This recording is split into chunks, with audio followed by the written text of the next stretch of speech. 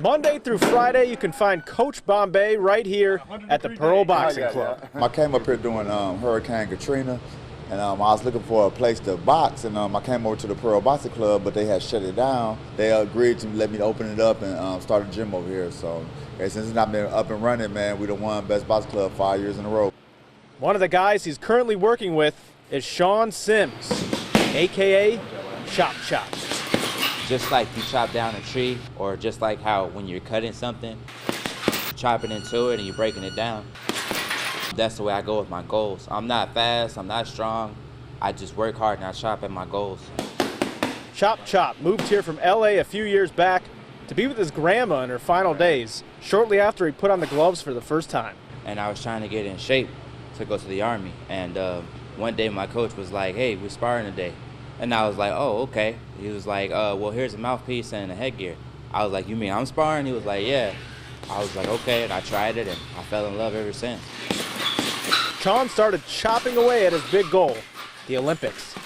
But when things didn't work out, he considered quitting. My dream fell down. I ended up losing the first day, and then I tried to go the Golden Glove way, and I ended up losing again the first day. And I was just thinking maybe boxing wasn't for me. And one day, Coach Bombay called me, and he was just like, hey, man, you know, what's going on? I seen him on Facebook. Matter of fact, he's on Facebook talking about he gonna quit boxing and he about to go to the liquor store and just drink his life away. And I was like, you know, that wasn't like him. I looked on Facebook and I seen him. I was like, that ain't like him. He don't even talk like that because he's a good kid. I hate losing. I've never really been a loser. And when I lose, I didn't know how to take it, and it hit me hard. Then I reached out to him. I said, Child, what's going on, man? I ain't like you don't drink and smoke or nothing. They said, Coach, I'm just discouraged. I ain't gonna box no more. I done lost my last 3 fights and I went to this other gym. And so I said, man, come back over here. I got you. He was just like, well, come over here. I'll turn your career around. And that's what he did. Since teaming up with Coach Bombay, Sean hasn't lost. After winning his first pro fight, it was off to Tuscaloosa, Alabama, to face undefeated Kierick Hinton, the heavy hometown favorite. We had one person cheer for us, and they said, child, we heard one girl say, she rolled with us. Introduced Kierick Hinton from Tuscaloosa, Alabama. Man, everybody stood up. I was the underdog. I've been the underdog my whole life, so it was really nothing different in this fight. There were about 2,000 people there, and like that's the biggest crowd that I've ever seen. I told him, I said, don't worry about the crowd. We about to beat them. We about to silence. We're going to get on his butt the first round, and we're going to take the crowd out to fight.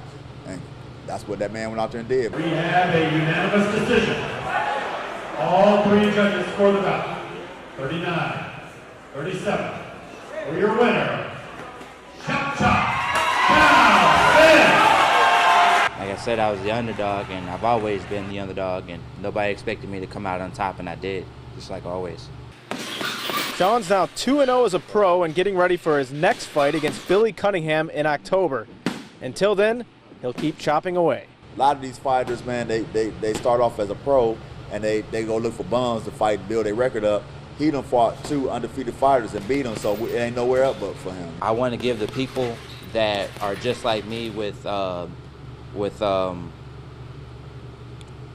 depression and that suffer from a lot of things, I want to give them hope and show them that no matter what you go through, if you work hard enough, you can overcome anything and be anything you want in this world.